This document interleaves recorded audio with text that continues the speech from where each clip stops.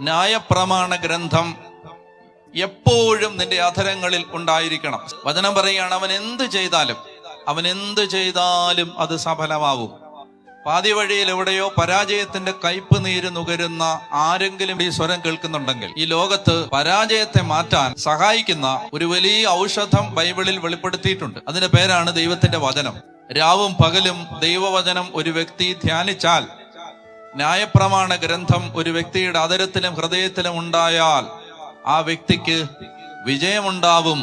തോറ്റുകിടക്കുകയാണ്, ജീവിതത്തിൽ ഒരു ഐശ്വര്യമില്ല, എന്ത് ചെയ്താലും പരാജയപ്പെട്ട് കിടക്കാണ്. ദൈവത്തെ ആരാധിക്കാനുള്ള നിന്റെ ദുരഭിമാനം, നാണക്കേട് എറിഞ്ഞു കളയുക. എന്നിട്ട് ഇന്ന് നീ ജീവിക്കുന്ന ദൈവത്തെ ആരാധിക്കുക.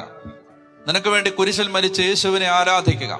ദൈവത്തെ ഏറ്റുപറയുക. മത്തായി 10:31, മനുഷ്യരുടെ മുമ്പിൽ നീ ദൈവത്തെ ഏറ്റുപറഞ്ഞാൽ സ്വർഗസ്ഥനായ പിതാവിന്റെ മുമ്പിൽ അവൻ നിന്നെ ഏറ്റുപറയും.